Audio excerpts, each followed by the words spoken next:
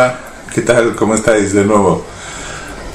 Os cuento, estuve grabando, hubo un super amigo que además tiene un canal de YouTube que os recomiendo a todos si os gusta el tema de crímenes y la criminología y todo esto. Tiene un canal que se llama El Rincón del Disidente. Joder, qué nombrecito. Es un canal fabuloso, bueno, el caso es que Manu, que es el director y dueño de ese canal, se brindó a grabarme un especial merecido, y ahora os contaré por qué, de mis andanzas con Mago de Oz. Manu tiene toda una tecnología estupenda en su casa, tiene un plato montado maravilloso, y a veces estas cosas de la tecnología me ha pasado en multitud de ocasiones, ¿no? Giras que llevas un equipo de sonido y de luces que se te va la olla y no sabes por qué ese día no funciona bien y te has gastado un pastón del carajo. Y no sé, los duendes, que a veces son burlones y caprichosos, pues te joden y dan con ese día a la mierda. Bueno, pues esto es lo que nos pasó con Manu. Grabamos durante toda una mañana entera ese especial de Mago de Oz. Nos fuimos encantados a comer, luego me vine para casa y el resultado es que el sonido, por las razones que fueran, que insisto que no es una cuestión de Manu, es la puta tecnología, ¿no? Pues resultó que el sonido era como el culo.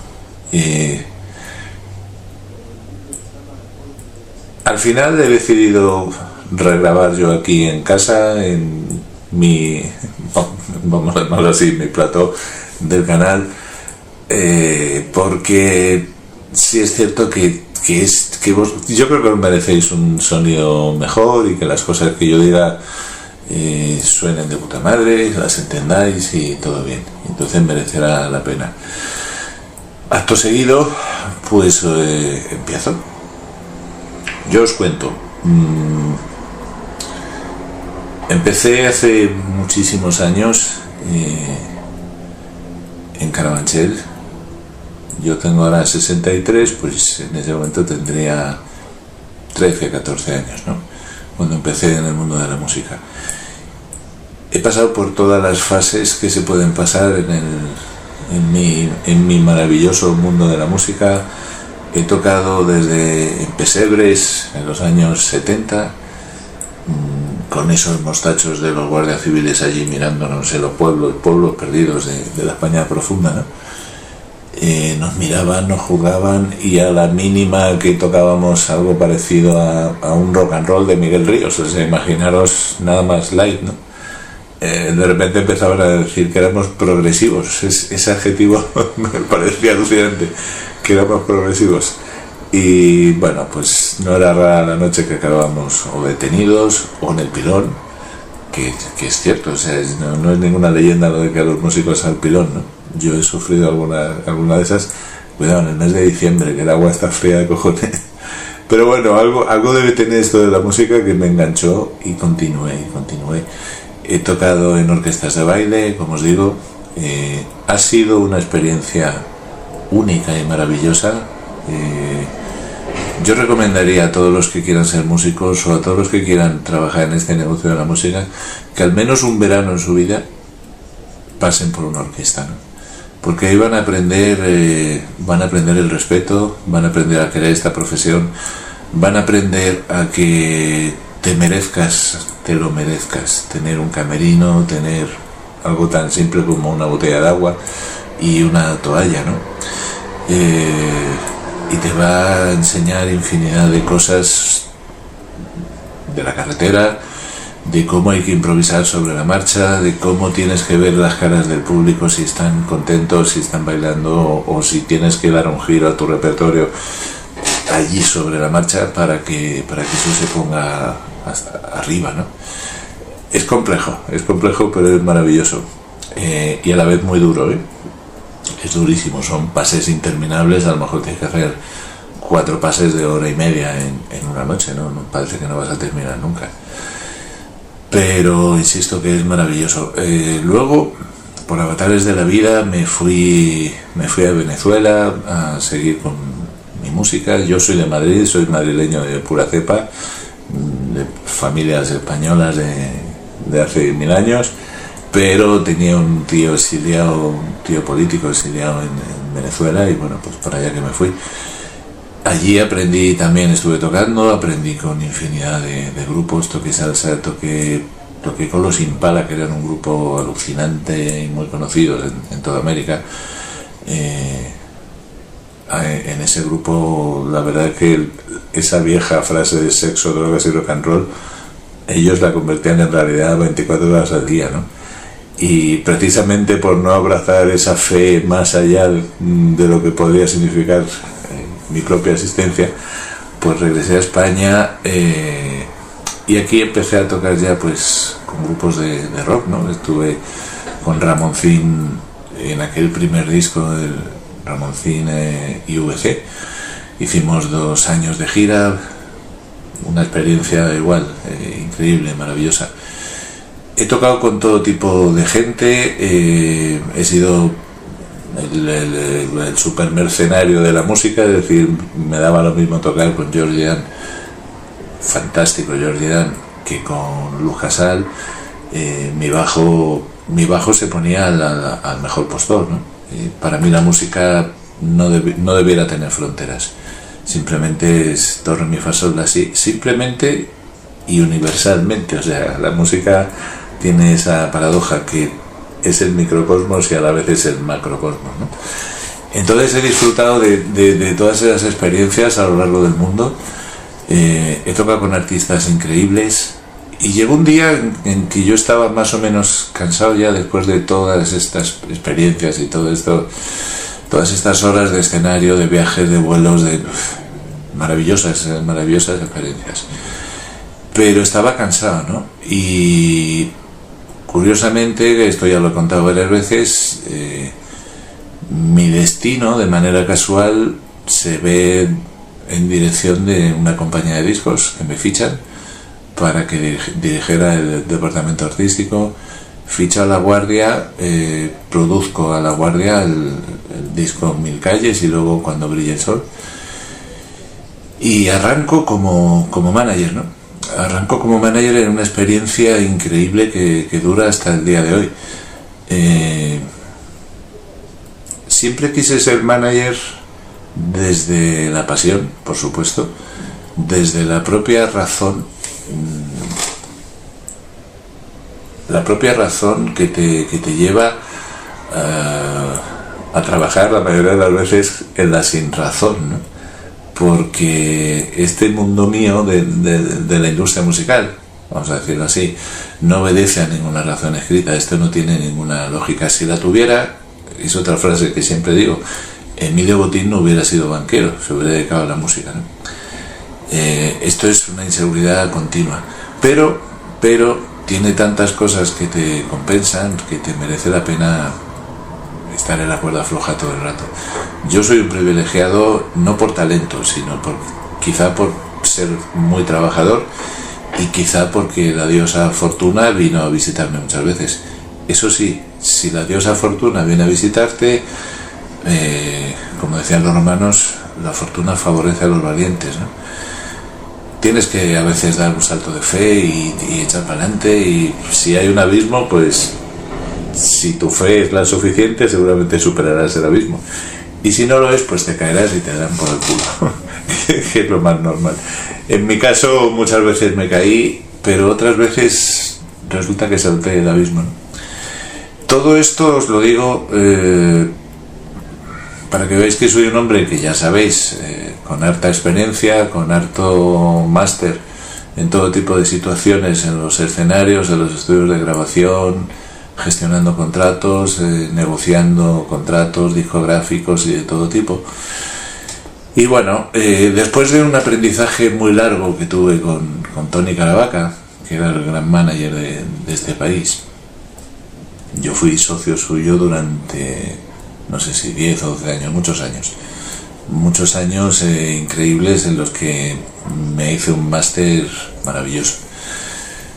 monté mi agencia que se llamó Aire de Música, y arranqué yo ya en solitario, creo que con la experiencia de vida, con los conocimientos y los contactos adecuados para poder iniciar mi camino, mi andadura en solitario, ¿no?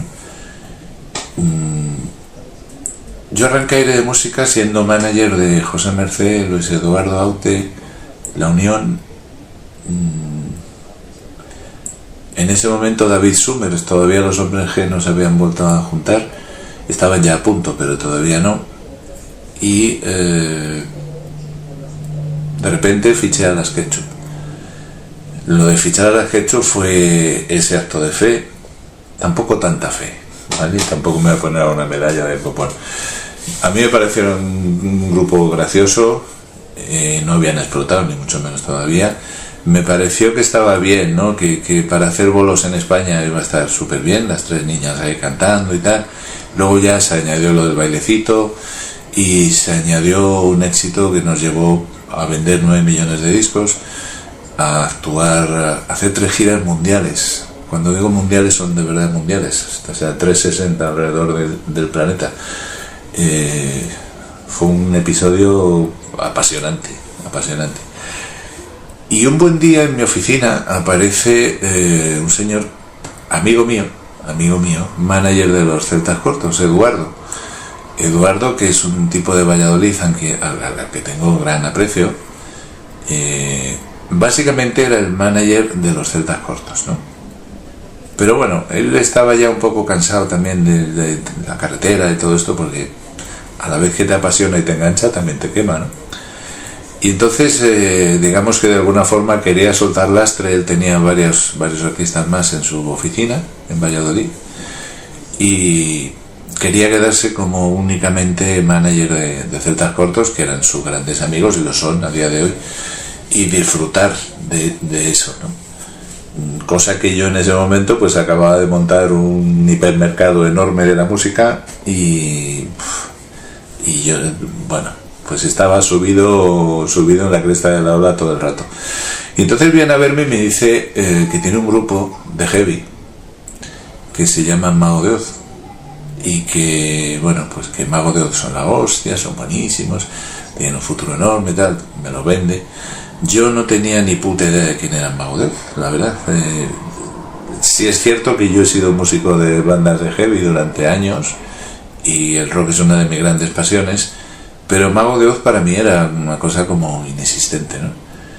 Entonces, bueno, me propone que yo compre el contrato, que compré, a él le quedaban, no me acuerdo cuánto eran, si 4 años o 3 años, una cosa así, bajo la firme promesa de que el grupo va a pegar un pelotazo, de que ya estaba todo en marcha, etcétera. Bueno, yo investigué sobre estos Mago de Oz y lo vi con posibilidades, ¿no? Lo vi con muchísimas posibilidades. Estaban en un sello discográfico muy pequeñito que se llamaba Locomotive, pero que evidentemente eran la niña mimada de ese sello, ¿no?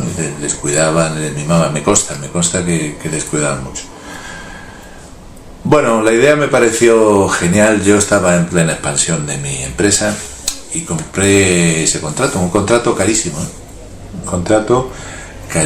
que además yo no tenía tanta pasta en ese momento y bueno, pues lo tuve que fraccionar en cómodos plazos y tratar de hacerlo rentable, evidentemente, ¿no? O sea, ahora ese era el gran reto, es decir, había comprado sobre plano, como se compraban antes las casas, y ahora había que construir todo.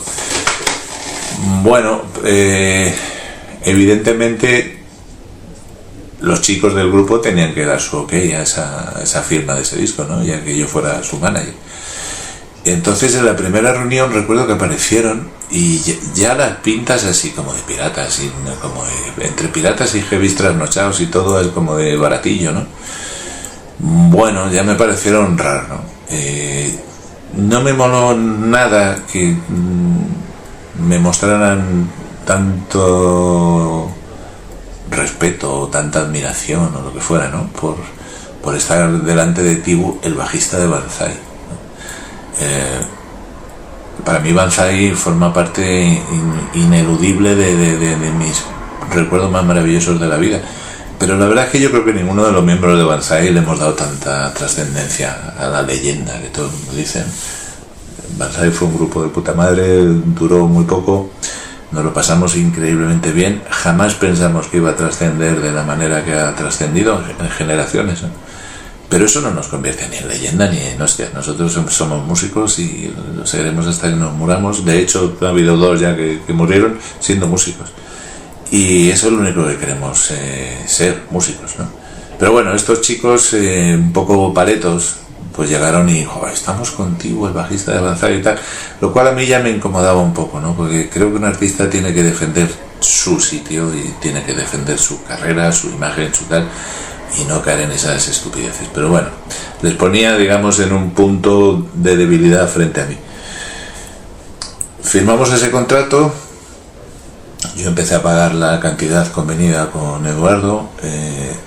Los chicos de Mago de Oz una y otra vez ponían a parir a Eduardo, ¿no? Lo tildaban de paleto, de que no tenía sangre, de que no quería ser grande, ¿no?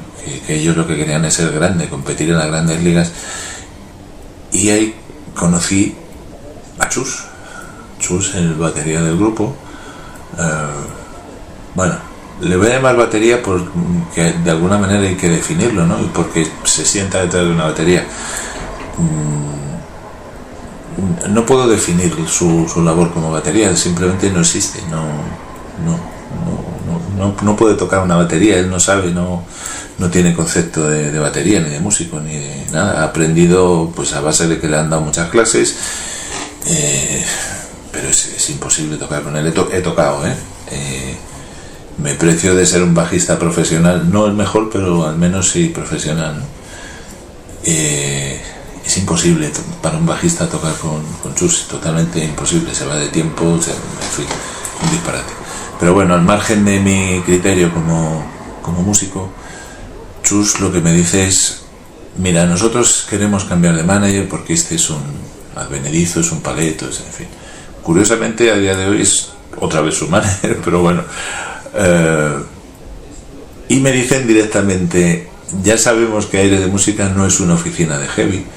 A nosotros nos han hecho propuestas de oficinas de heavy, dedicadas al heavy y tal, pero nosotros lo que queremos ser, él en concreto, lo que quiero ser es una estrella, es que vaya por la calle y me piden autógrafos todo el mundo, que me conozcan en el Corte Inglés, que me conozcan en...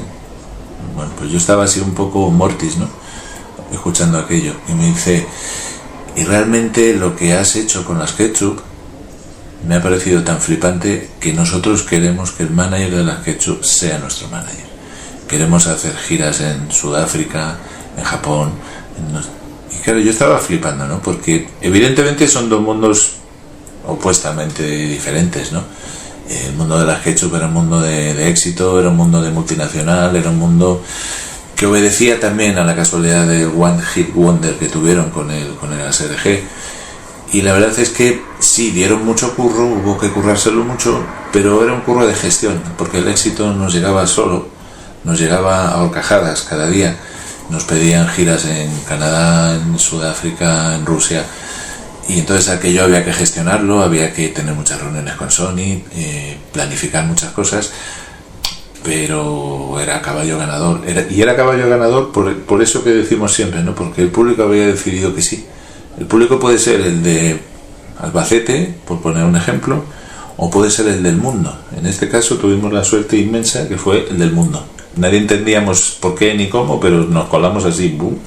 Entonces, premio Ondas, premio MTV, premios, dinero, etcétera, fama, aviones privados, fue alucinante. Y Mago de Oz, Chus en concreto, pues lo que quería era subirse a ese carro, ¿no? Ok, firmamos, y ya en la primera acción que hicimos ya flipé un poco, ¿no? Ya flipé un poco con la actitud, insisto, de Chus, porque los demás eran corderitos. Los demás, si Chus se tiraba un pedo, los demás lo único que decían era, hacían así, decían: ¡ay, qué bien huele, Chus! Y le reían la gracia, huele rico, ¿vale? Y se comían el pedo, y ya está. Y esto ha sido siempre así, y hace tiempo que no tengo contacto con ellos, pero supongo que con los nuevos miembros de Mago de Oz que van a sueldo, pues seguirá siendo lo mismo, ¿no? Chus no baja la guardia en ningún momento. presentábamos, no recuerdo bien si era Finisterra o Gaia 1. Bueno, había una tienda de discos enorme en la Puerta del Sol que se llamaba Madrid Rock y dijimos, bueno, vamos a hacer una firma de discos cojonuda ahí en Madrid Rock, llamamos a las televisiones, etcétera. Okay. Los chicos estuvieron de acuerdo y perfecto, entonces engalanamos todo aquello de la hostia. No recuerdo bien si era Madrid Rock o ya era el Corte Inglés, que luego lo compró. Da igual, en un sitio enorme ahí en la Gran Vía, maravilloso, dedicado exclusivamente a la venta de discos. Se anuncia por todos los sitios que Mago de Oz van a estar firmando y tal, ¿no? Como 4 horas más tarde había una cola gigante, casi daba la vuelta a la Puerta del Sol, ¿no? De fans allí para ver a sus ídolos. Y en ese momento me llaman de la compañía de discos de ellos, de Locomotive. Quedaba media hora para la firma. Y me dicen, Tibu, tenemos un problema tocho. Digo, ¿cuál es el problema? Y me dice, Chus ha dicho que o van en 2 limusinas a la firma o no hay firma. Y yo estaba flipando, yo estaba ya allí en la Puerta del Sol, ¿no? Y digo, pero vamos a ver, si les habéis puesto 2 Mercedes de puta madre, pues tío, llegarán unos Mercedes, mola, ¿no? Allí a la firma y da buena imagen, Mercedes grandes, Dice, no, ya se lo hemos plantado y ha dicho que ni Mercedes ni hostias, que lo que quiere son 2 limusinas para bajarse como, yo que sé, como si fueran Van Halen o Iron Maiden o algo de esto, de las 2 limusinas, y que si no, no hay firma. Ahora ya quedaban 20 minutos. Bueno, tuve que revolver Roma con Santiago. Que Aire de Música fuera una empresa muy grande significaba que evidentemente no era porque sí. Yo tenía contactos en todos los sitios y por todos lados, ¿no? Pude localizar 2 limusinas, yo tenía un cabreo que se me iba a la olla, pero no era el momento de sacar los dientes, ¿no? In extremis conseguí esas 2 putas limusinas. Cuando Chus las vio, accedió y dijo, ok, ahora vamos a la firma. La firma empezó media hora más tarde. Bueno, el caso es que llegaron, fue una firma interminable, todos los fans allí. Chus además iba de humilde. No, que yo quiero que los fans... vamos a firmar absolutamente a todos y tal, las 2 limusinas ahí esperando. Y claro, yo sé la trastienda de lo que había ahí, ¿no? A Chus los fans le importan un pedo, ¿vale? Le importan un pedo y de hecho, incluso a veces se refiere a ellos, que lo he escuchado yo y mucha más gente, ¿no? Con un tono así como bastante despectivo, ¿no? Pero bueno, esa es su opción. Insisto que los otros callan y obedecen y son borreguitos. Aquellos que yo conocí eran desde luego unos auténticos borreguitos, fieles a lo que decía Chus y obedecían y ya está. Hicimos la firma terminó, yo le di una bronca muy gorda a Chus, porque me parecía que estaba meando fuera del tiesto, ¿no? Es decir, me parece muy bien que Metallica haga vídeos con sus formas de ser, pero que se llaman Metallica, ¿vale? O sea, tú vas a cualquier país del mundo y dices Metallica y saben quién es. Vas a cualquier país del mundo, sobre todo anglosajón, ¿no? Y dices Mago de Oz y te mandan a tomar por el culo. Esa es la diferencia, que este es un desubicado. Y entonces, claro, le dije, tío, no puede ser, o sea, tu compañía de discos no puede ser que le hagas este tipo de putadas. Han trabajado muchísimo para poder llegar a esa firma de discos. Yo me lo ocurro también de la hostia y no tengo por qué estar 20 minutos antes buscando 2 limusinas por Madrid, porque si no tenía que salir una firma de discos en 2 Mercedes. Tampoco te he dicho que vayas en metro, ¿vale? En 2 Mercedes enormes, como los que utiliza el Rey o Mariano Rajoy o Sánchez, o sea, 2 pedazos de Mercedes. Bueno, pues eso le parecía poco. Bueno, el caso es que arrancamos la gira y el disco empezó a funcionar muy bien. El disco, yo hice una estrategia para esa gira que creo que fue excelente. Lo único que les pedí a ellos, les dije, tíos, cerrar los ojos y hacerme caso. Si llega el mes de septiembre y ha sido toda una mierda, yo rompo el contrato, perderé el dinero que he pagado por vosotros y ya está, ¿no? Entonces les propuse, dado que el grupo tenía una legión de fans ya muy numerosa, le dije, mira, vamos a hacer 2 noches en la Riviera, pero sin anunciar nada. Vamos a anunciarlo 1 hora antes, solamente a través de vuestro club de fans. Mago de Oz va a estar en la Riviera. Y claro, estos estaban ahí, pero tío, no, porque esto hay que anunciarlo tal. Dije, no, la Riviera para Mago de Oz es un experimento, el objetivo no va a ser la Riviera. O sea, no puede ser, para un grupo así tan importante como queremos hacer esto, el objetivo no debe ser la Riviera. La Riviera nos va a servir para que pongamos 2 pantallas de vídeo enormes y unas chicas vestidas de magas de Oz en la puerta y repartan flyers de un concierto que vamos a hacer 3 meses más tarde en la Plaza de Toros de Vistalegre, y ese sí lo vamos a anunciar. Entonces, en esas pantallas de vídeo que va a haber en la Riviera va a estar anunciándose vuestro siguiente concierto en Vistalegre con entradas a la venta. Bueno, el resultado la verdad es que fue alucinante. Llenamos los 2 días en la Riviera, petamos hasta el culo. Los chicos parecía como que estaban diciendo, hostia, este sabe dirigir las cosas, ¿no? Vale, hicimos la misma estrategia en Barcelona, exactamente la misma, y también funcionó. En Barcelona hicimos, creo que se llamaba Luz de Gas la sala, y es exactamente igual. Media hora antes lo anunciamos con los clubes de fans de Barcelona, para que luego unos meses más tarde hiciéramos un pabellón deportivo que habían como 8.000 o 9.000 personas. En el caso de Madrid arrancamos con la promo de Vistalegre, que tampoco era el objetivo. Petamos Vistalegre, ¿ok? Fue, yo creo que en el mes de abril, mayo, una cosa así. Vistalegre se petó hasta el culo. Vale, pues en Vistalegre hicimos la misma jugada, anunciamos en unas pantallas de vídeo enormes y volvimos a poner esta vez más chicas vestidas de Mago de Oz, con las minifaldas y todo esto, repartiendo flyers, que íbamos a hacer las ventas en junio. Ese era el puto objetivo, llenar las ventas, tomar Madrid, ¿vale? Al estilo de Franco, vamos a tomar Madrid. Todos los demás heavy del grupo heavy decían no pasarán, entonces éramos un poco aquella historia triste y negra que pasó, pero bueno, ahí estábamos, intentando tomar Madrid. Tomamos Madrid, las ventas se llenó hasta el culo, las ventas se puso hasta el culo, fue un éxito tremendo, ¿no? Ni que decir tiene que el haber llenado las ventas, el haber llenado ese recinto tan enorme en Barcelona, la voz corrió como la pólvora y todos los promotores de España querían una fecha de Mago de Oz.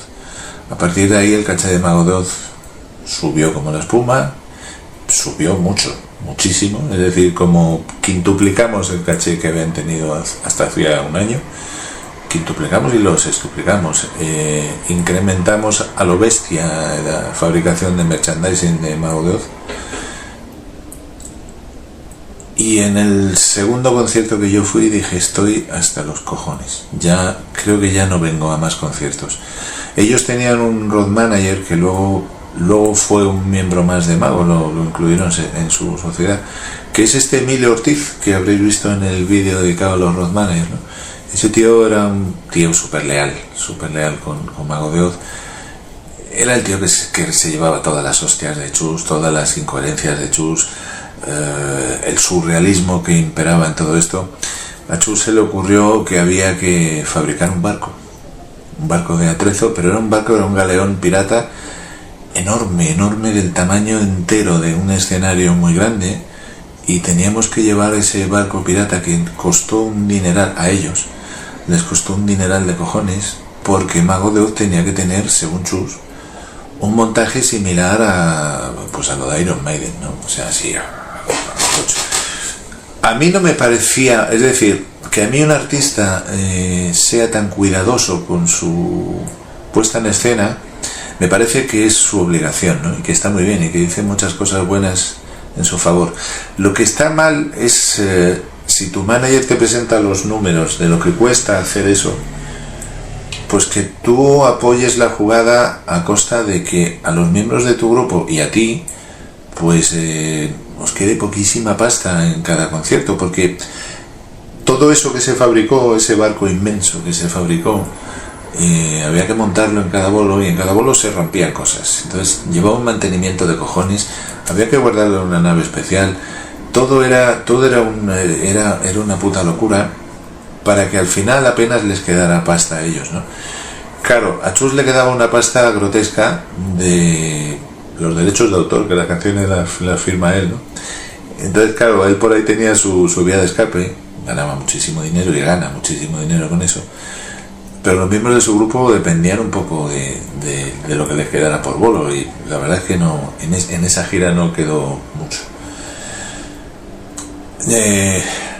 Hicimos una estrategia tocha, muy tocha, para lanzar al grupo en Sudamérica. Ellos habían hecho un intento anterior con Eduardo, con su anterior manager, y gracias a los desvaríos de Chus habían dejado cadáveres por un tubo. Yo personalmente tuve que irme con mi maletín a México, resucitar todos esos cadáveres que habían sembrado ellos, y resucitar, hablo de con pasta, a todos esos empresarios a los que habían dejado en la cuneta. Pues les tuve que volver a recuperar, o por lo menos a tranquilizarles, y ahora surgía que el sello discográfico pues no era una multinacional, ¿no? Entonces el paso lógico, por otro lado, sería pasar a una multinacional que les pudiera hacer una promo cojonuda en toda América, ¿no?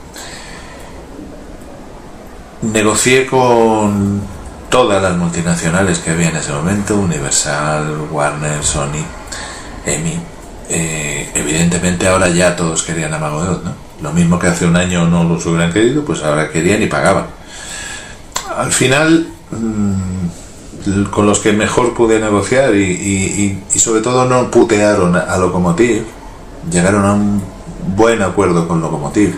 Yo no tenía ninguna intención de joder a Lokomotiv, ¿no? Digamos que a Mago de Oz, a Chus en concreto, lo único que le salía era mierda cuando hablaba de Lokomotiv, pero esas frágiles memorias de los artistas le hacían olvidar que cuando absolutamente nadie daba un duro por ellos, era Goyo, el dueño de Lokomotiv, en un despachito de mierda en la Gran Vía, el que apostó y pagó los másters para grabar Jesús de Chamberí. Nadie apostaba por eso, ¿vale? Para el resto de la industria, Mago de Oz era un grupillo heavy de mierda. Y fíjate las cosas, ¿no? Goyo lo supo hacer, o por lo menos lo supo ver, o por lo menos se la jugó y tiró para adelante, y al cabo de 2 discos más, pues Chus lo definía como si fuera el hijo de Lucifer, ¿no? Y había que salir del Lokomotiv como fuera. Yo, sí, dejando de lado las cuestiones personales con Goyo, que siempre me pareció una excelente persona, ¿no? No tuve nunca ningún problema con él. Yo lo que sí era consciente de que el grupo tenía que salir a una multinacional si queríamos realmente dar un paso significativo en la carrera. Entonces, bueno, se negoció eso. Al grupo le pagaron un pastón. Al grupo Warner le pagó un auténtico pastón de anticipo. El grupo vivía en un caos lleno de caprichos y de sexo, drogas y rock and roll. Y vivían así. Y bueno, lo que yo suponía que ese pastón que había adelantado Warner, les dije, bueno, pues esto les va a solucionar el verano. Pues craso error, duró nada, 1 semana, 2 semanas, yo qué sé, lo que les duró era un pastón, Dije, bueno, pues yo qué sé, pues ya ellos sabrán, ¿no? Como os digo, yo ya dejé de ir a los conciertos porque es que en cada concierto eran movidas, ¿no? Y sobre todo movidas muy surrealistas. Chus estaba más pendiente del catering. Las aceitunas que pedía tenían que ser aceitunas Ero. Yo pensaba que eran aceitunas españolas, pero el otro día me corrigió Emilio, eran Ero, es verdad, tenía razón, aceitunas Ero. Por una razón estúpida y paleta, muy paleta, o sea, era una cosa muy paleta, ¿no? Él había leído y le habían contado que Van Halen pedía, en el catering de su camerino, pedía, yo qué sé, 3000 M&M's, con la única condición de que no hubiera azules. Vale, ok.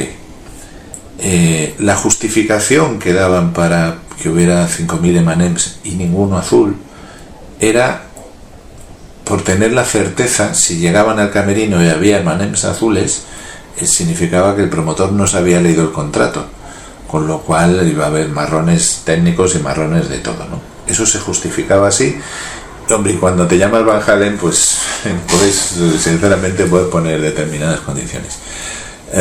Mago de Oz, que insisto, fueron tan paletos, porque hasta M&M's tiene su gracia, ¿no? Pero Aceituna Cero me parecía que era muy de boina.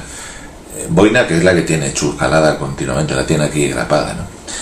Entonces Chus lo justificaba esto como, no, si no hay Aceituna Cero es que no se han leído el contrato. Y yo decía, tío, vamos a ver, a un promotor en España, un grupo que estamos tocando en pueblos grandes y tal, pero pueblos, no le puedes comer el tarro para que busque Aceituna Cero y amenazar con que si no hay Aceituna Cero en el camerino no tocas. Eso fue una constante. Aceituna Cero y tortillas de patatas caseras. No admitían hechas en un bar, no, tenía que ser caseras. Y eso se le daba más importancia que a que el escenario fuera de puta madre, que la corriente estuviera bien y que el equipo de sonido fuera de puta madre. Es decir, Chus estaba centrado en esas ideas absurdas y peregrinas, y los otros obedecían, los otros callaban. Chus ve en un vídeo, un documental, yo que sé, lo vio en la tele o en un cine o algo, que los miembros de Metallica salían a recibir a los fans con un albornoz después del concierto, que ponía aquí Metallica, y entonces se queda así y dice, pues yo como Metallica, y al tío que nos fabricaba el merchandising le manda a fabricar mogollón de albornoces blancos que estaban allí todos colgados en un burro en el camerino, con una persona encargada para esos putos albornoces, para que al final del show salieran a recibir a los fans, incluyendo a Emilio. O sea, es que era patética la imagen, ¿no? Con los albornoces puestos, ¿no? Como para ser Metallica. Es decir, tío, preocúpate de tocar la batería como el batería de Metallica, o la milésima parte del batería de Metallica, ¿vale? Pero no te preocupes de imitar a Metallica con los putos albornoces. Y sobre todo no amenaces con que si eso no está, tú no tocas. No sé, era todo un coñazo alucinante, ¿no? Yo creo que por un problema de excesos, ¿no? Que no dejaban fluir las ideas, ni mucho menos, no dejaban fluir las sensaciones. Yo tuve un episodio con Chus, le invito a comer un día en un mega restaurante de carnes en Madrid, pero era una comida de colegas, ni siquiera era una comida de trabajo, ¿no? En ese momento en Madrid se celebraba la Feria del Disco y la Feria del Coleccionismo de Discos, y en la mesa de al lado había dos señores que eran coleccionistas de discos. Yo los conozco de vista, pero sé quiénes eran. Son dos tíos que ni se dedican a la música, pero son así frikis del mundo de la música. Pues uno a lo mejor trabaja en un banco, el otro en correos, yo qué sé, nada que ver con la música. Y entonces estaban intercambiando sus vinilos, y Chus, en un arrebato de locura, en mitad de ese super restaurante, me dice, esos están pirateando discos. Digo, no, Chus, están intercambiando colecciones de vinilo y tal. No, están intercambiando. Y entonces se levantó y empezó a llamarles hijos de puta. Claro, los otros no entendían nada, como un tío vestido de pirata, con un pañuelo en la cabeza para tapar la alopecia, se dirigía con esas maneras tan violentas y tan groseras. Y lo que optaron los señores fue, perdón, estaban súper acojonados. Yo no sabía qué hacer, dónde meterme, porque yo iba a comer ahí muchas veces con otros artistas míos no tan esperpénticos como este, ¿no? Es que creo que no lo tendrían que haber dejado entrar. Se lió la de San Quintín, yo tuve que pedir 1000 perdones al dueño, en fin. Tardé mucho tiempo en volver a ese restaurante porque me moría de la vergüenza, ¿no? Que me relacionaran con semejante personaje.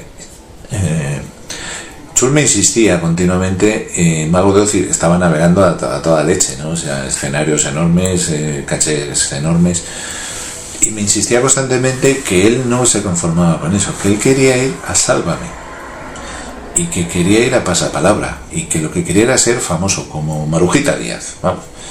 Que él lo que quería era ser famoso, que a él lo de la batería le sudaba la polla, que Mago de Oz era el vehículo que él utilizaba para eso, pero que él quería ser una estrella. Y que si para eso tenía que hacerse fotos con la Pantoja, esto me lo dijo a mí literalmente, pues que por supuesto sería fotos con la Pantoja, y que si yo me podía inventar un romance, pues yo qué sé, con Lolita, imagínate, por poner un ejemplo, pues que lo hiciera porque él se prestaba a ello, porque quería ser famoso, ¿no? Para mí el mundo del rock siempre ha merecido un respeto. Tampoco yo he sido muy auténtico, pero la autenticidad del mundo del rock ha hecho que el rock sea lo que es, ¿no? Sea el estilo, la forma de vida que es. Y entonces tener a un menda de estos queriendo hacerse fotos con la Pantoja o con María del Monte, con todos mis respetos, que yo he sido manager de todos los estilos,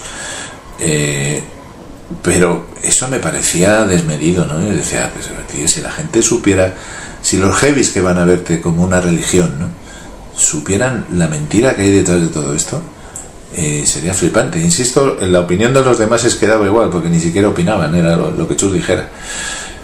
Y evidentemente en pasapalabra, al final de muchos años, y ya no era yo el manager suyo, fue Chus, ya no ha vuelto a ir porque quedó como el culo. Es decir, es un tío que tampoco sabe dónde tiene la mano derecha y la izquierda, entonces ir a un concurso de estos pues te deja en evidencia, ¿no? Como así fue. Sálvame, por supuesto, no lo llevaron nunca. Yo lo intenté así un poco por encima, pero no lo llevaron nunca. Y está claro que no me iba a inventar yo un romance de alguien como Chus con alguna famosa, que lo podría haber hecho, pero pobrecita de la famosa, ¿no? Que la emparejera, aunque sea de manera ficticia, con un troll. Pues no quise.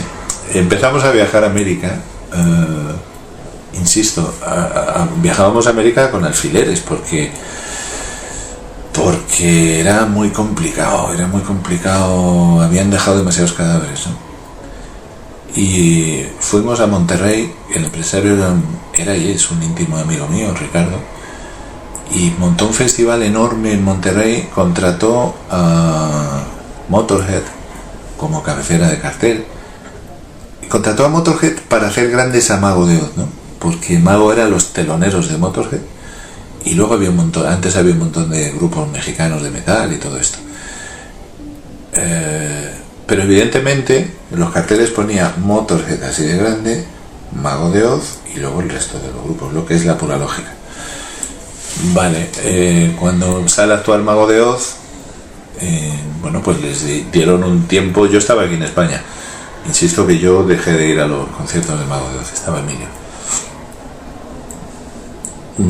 Les dieron un tiempo, no sé si fue hora y media o una cosa así. Cuando llega el momento de hacer los bis, eso en los grandes festivales tiene que ser sagrado, es una cuestión de respeto, ¿no? De respeto, cosa que Chus no ha tenido nunca. Los técnicos, a los promotores nunca ha tenido ese, jamás lo ha tenido. Hasta les ha pegado. Hay imágenes en YouTube partiendo de la cara a un técnico de sonido. Acaba la actuación, piden permiso para hacer un bis porque la gente se lo pedía, ¿okay? Y entonces Motorhead, en un alarde de generosidad, les dicen que sí, que pueden hacer un bis.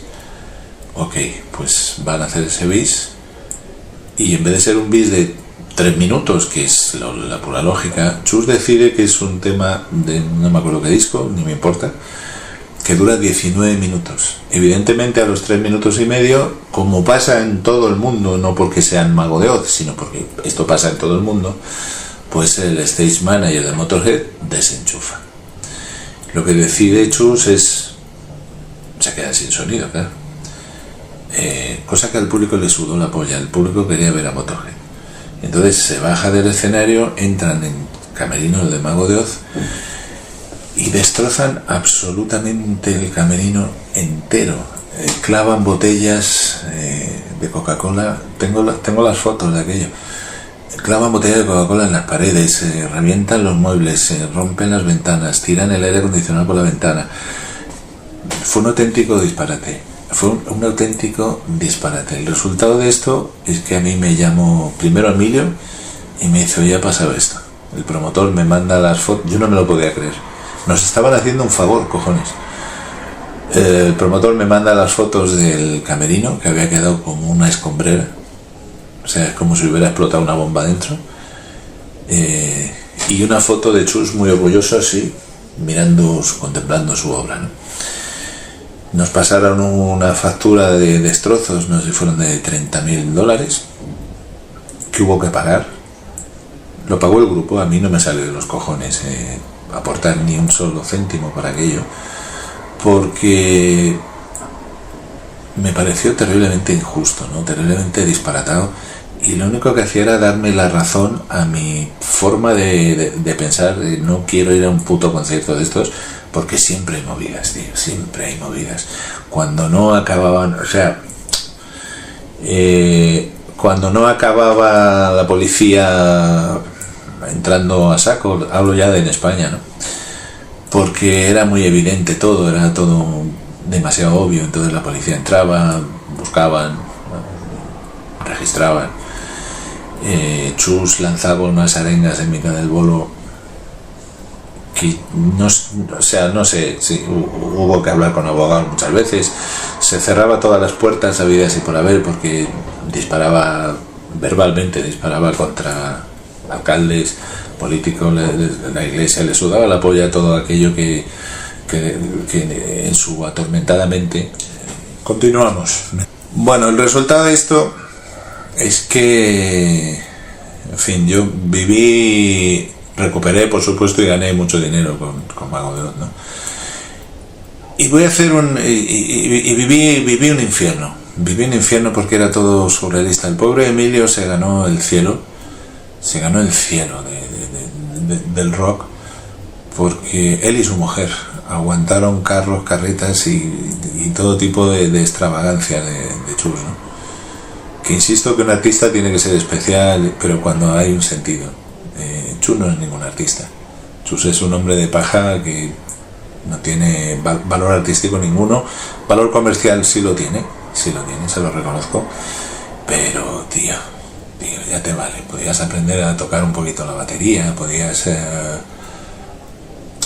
podías imaginarte cosas musicales, y no todo desde los absolutos infiernos mentales tuyos, desde los caprichos más absurdos y caros, muy caros. Todos tienen unos caprichos enormes, intuyo que me entenderéis todos, que luego ellos han reconocido en internet, además. O sea, Chus ha hablado de esos caprichos sin ningún tapujo, y me parece muy bien, cada uno con su culo, con su nariz y con su boca y con sus oídos y con sus manos, cada uno con su vida, que haga lo que les haga los cojones, ¿no? Pero aquello llegó a ser tan intempestivo que a mí me producía un dolor de huevos interminable. Entonces yo estaba en Aire de Música, en ese momento estaba El Canto del Loco, Los Hombres G, José Mercé, en fin, había un montón de artistas que, bueno, que daban los problemas normales de la carrera de un artista. El Canto del Loco era muy complejo, pero por el tamaño, no por las incoherencias, ¿no? Inevitablemente alguna vez aparece una incoherencia en el camino, pero no es la norma. En el caso de Mago de Oz, inevitablemente alguna vez aparecía alguna coherencia en el camino. Todo el rato era un disparate, era un descontrol de cojones, ¿no? Cuando no, Chus pues de repente tenía que hacer terapia y se tenía que ir durante 3 meses a un centro a hacer terapia y meter al batería de Cuatro Gatos, al Niño, a hacer la gira, que realmente es el batería de Mago de Oz, es decir, es el batería que ha grabado los discos de Mago de Oz, porque Chus es incapaz de grabar un disco, es incapaz de seguir una claqueta, no puede, no le entra en la cabeza, ¿no? Siempre lo grabó el Niño, y ahora no sé qué nos estará grabando. Chus desde luego no, pues insisto que es incapaz. Os voy a contar un poco también, a mí me motiva a hacer este especial, es decir, para mí Mago de Oz no ha significado absolutamente nada en mi vida, ni en la profesional, ni en la personal, ni en nada. Yo les tenía más que olvidados, mucho más que olvidados. Fueron una forma de ganar dinero, como en su momento. No, a las que Chus las respetaba. No, Mago de Oz fueron una forma de ganar pasta, y vamos a dejarlo ahí, ¿no? Los Suaves también fueron una forma de ganar pasta, es decir, me alucinaba la gran mentira que hay detrás de determinados grupos de rock, ¿no? Pero bueno, los Suaves ya tendrán su capítulo aparte, ¿no? El caso de Mago de Oz es que era una mentira global todo el rato. Y un problema global todo el rato. Yo estaba hasta las pelotas de las aceitunas Ero, de las tortillas, de los putos albornoces, y de todos los problemas que conlleva el que acaba el bolo y vienen corriendo a oye, necesito algo de pasta, que está ahí fulanito, le tengo que pagar X, unos caprichos, y así era todo el rato, ¿no? Por eso estaba Emilio, que bueno, pues a mí me solucionaba aquello y yo vivía otra vida. La forma de trabajar con Mago de Oz, insisto, os la tengo que contar y ahora os diré por qué, ¿no? La forma de trabajar con Mago de Oz era que ellos tenían una SL que les monté yo, se llamaba Magos del Espectáculo SL, con la que ellos facturaban sus conciertos. Es decir, si Mago de Oz cobraba 1.000 o 100.000 euros o lo que fuera, es decir, la cantidad que fuera por cada concierto, ellos lo ingresaban en su SL, en su cuenta del banco, ¿vale? Cuenta del banco en la que yo no tenía firma alguna. Insisto que yo no viajaba con Mago de Oz. Entonces, imaginaros que ellos hacían concierto un viernes y un sábado. El lunes aparecía Emilio en mi oficina, ni siquiera me veía a mí, veía a mi contable y le decía, mira, el concierto del viernes, el caché fueron X mil y el concierto del sábado fueron X mil. El 20%, que era nuestra comisión, de esa suma de esos dos conciertos es lo que os corresponde. ¿Estáis ok? Sí, vale. Y entonces Emilio nos pagaba nuestro 20%, nos liquidaba nuestro 20%. El resto ya se había cobrado días antes en la cuenta de Mago de Oz. Es decir, yo no tocaba el dinero de Mago de Oz. Nunca toqué el dinero de Mago de Oz. Cuando pagaban en metálico, véase el merchandising o véase determinados conciertos que se pagaban en metálico y entonces era legal poder pagar en metálico. Era Emilio el que cobraba eso a pie de escenario. Y Emilio el lunes regresaba a aire y nos traía nuestro 20% en metálico y nos pagaba nuestro 20% en metálico. Nunca cobramos nosotros, jamás. Os cuento esto por dos motivos. Hay un idiota, un auténtico idiota deslenguado y sobre todo cobarde, que se esconde tras el anonimato de las redes sociales, que ha aparecido. Yo no suelo contestar a los haters ni de este canal, ni de otros, ni de los Facebook, ni de nada. Pero este idiota, este mentecato mexicano, me jode además que sea mexicano porque siento adoración por la gente de México, cojones. Pues eres un idiota mexicano, eres un imbécil, que juras que yo a Mago de Oz les he robado 8 millones de dólares y que yo me quedaba con el dinero de las ganancias en metálico. Eres un auténtico cretino. Y te lo digo aquí, y la lástima es que no te lo voy a poder decir en persona. Eres un cretino. Tú no puedes jurar amparado porque eres anónimo. Eres un puto anónimo más del universo internet. Tú no puedes jurar que yo me he quedado con el dinero de Mago de Oz, imbécil, cretino. Yo no tengo la culpa de la profesión de tu madre, ¿vale? La profesión de tu madre será por la necesidad que tu madre tenga de mantenerte a ti. Jamás en mi vida he tocado un duro que no fuera mío de Mago de Oz. Te lo quiero dejar muy claro. Pero el problema no viene por este cretino, que es un cretino, y entonces pues los tontos con sus tonterías, y ya no vamos a hablar más de este cretino, ¿vale? Eso sí, la vida es muy caprichosa y a lo mejor alguna vez te pone delante mío. Si te pone delante mío, yo te recomiendo que te pongas unas bambas y salgas corriendo porque entonces te lo voy a explicar de otra manera. Pero bueno, ojalá la vida me diera ese regalo. Y deja ya de hablar de mí de una puta vez. O por lo menos si hablas de mí, habla con fundamento. Chus, no sé por qué extraña razón, cuando nosotros acabamos el contrato con Mago de Oz, cuando digo nosotros es Aire de Música, les quedaba un año de contrato, pero yo estaba ya tan hasta los cojones del grupo, y soy yo, el que decide que voy a negociar con el grupo una salida airosa, y les voy a dar la carta de libertad. En ese momento, Chus me debía de una tienda de ropa que él había montado en Madrid, me debía 30 y tantos mil euros,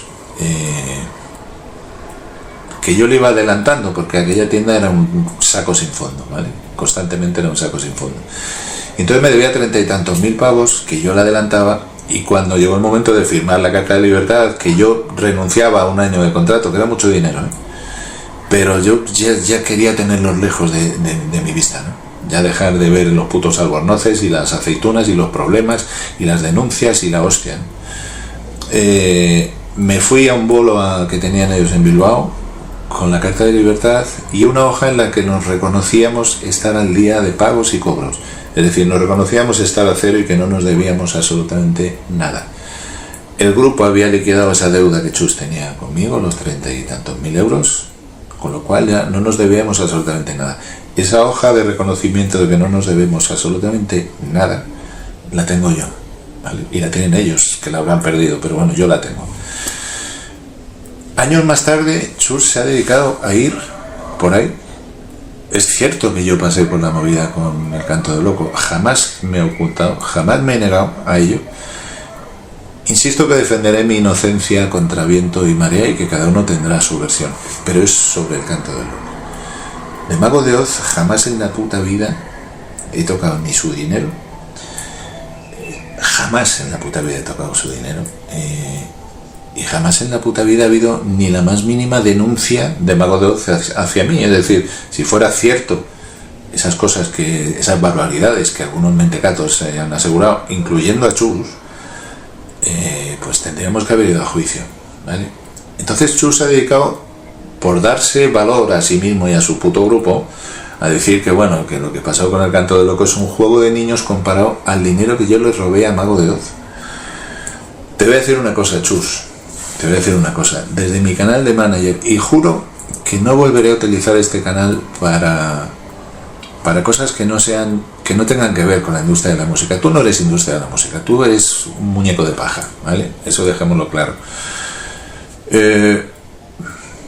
Si es cierto que yo te robé, y si es cierto que te robé de la manera que lo vas diciendo por ahí, da la cara, tío, da la puta cara, que no lo has dado en tu vida. Es decir, creo que es una actitud muy cobarde, dice muy pocas cosas buenas de ti. Da la cara, denúnciame, si tienes cojones, pues vas y me denuncias, y en un juzgado nos vemos las caras y ahí demostraremos las cosas. Si tú tienes claro que yo te he robado, pues lo que tienes que decir a sus señorías es: mire, con estas facturas, que sí las utilizasteis contra Emilio, contra vuestro Emilio, y perdisteis el juicio, y sí las utilizasteis contra Locomotiv y perdisteis el juicio, ¿vale? Creo. Qué cosa que contra mí, 8 millones de dólares, la hostia, ¿no? Estaría yo aquí si os hubiera pagado 8 millones de dólares. Es acojonante que digas eso y que contra mí no haya habido ni una denuncia de nada, ¿vale? Entonces, si tienes dos cojones, te vas a un juzgado, me denuncias y nos vemos en un banquillo. Y te aviso de otra cosa: si sigues largando y si sigues diciendo las barbaridades que dices de mí, y que se las dices a gente de la industria discográfica y las aseguras, además, las aseguras, ¿vale? Que luego van y me las cuentan a mí, gente de mi confianza, a lo mejor nos vamos a ver en un juzgado, pero porque te voy a denunciar yo por injurias, calumnias y falta al honor, y eso es un delito penal, tronco, eso es un delito penal, ¿vale? Insisto, cállate ya la puta boca, aprende a tocar la batería, si tienes actitudes, que no, y sigue con tu farsa y con tu revista de variedades y cuplés que se llama Mago de Oz. Y a mí déjame en paz, tío, porque yo soy músico, lo primero, soy manager, he hecho muchas cosas en mi vida, muchísimas cosas en mi vida, aparte de pasar por la cárcel, ¿vale? Esa ha sido una anécdota más, pero antes de eso y después de eso he hecho muchísimas cosas maravillosas en mi vida. Entonces, déjame ya en paz, que yo ya me había olvidado de ti hace años. Y ahora, si quieres, te vas a llorar, que es lo que sueles hacer, al Mariscal, al Pirata. No, es que Diego ha dicho y tal, y saca pecho y di y tal. Muñeco de paja, eso es lo que eres.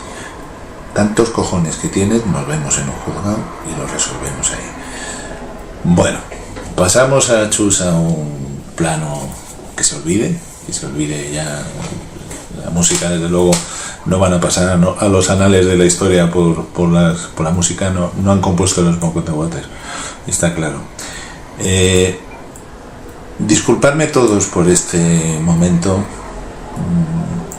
Bueno, necesitaba soltar esto porque me parece terrible, me parece injusto, y sobre todo viniendo de un personaje semejante, ¿no? O sea, me parece un auténtico disparate.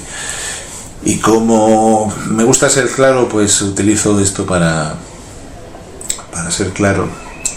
Y para deciros también a los músicos que si queréis ser músicos, tener respeto por vuestra profesión, no dejéis cadáveres en la carretera, que luego los cadáveres, algunos cobran vida y vienen a verte, ¿no?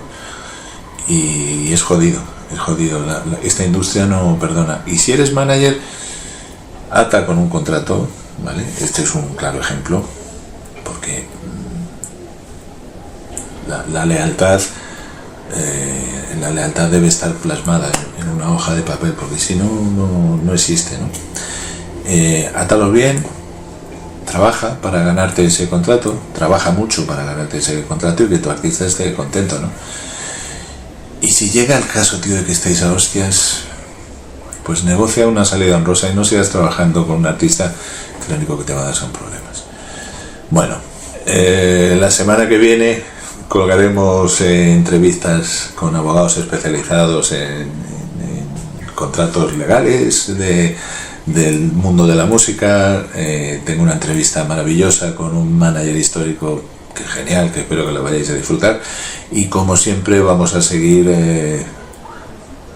teniendo un buen rollo de cojones en el mundo de la música, que espero que lo disfrutéis. Nos vemos muy pronto. Un beso.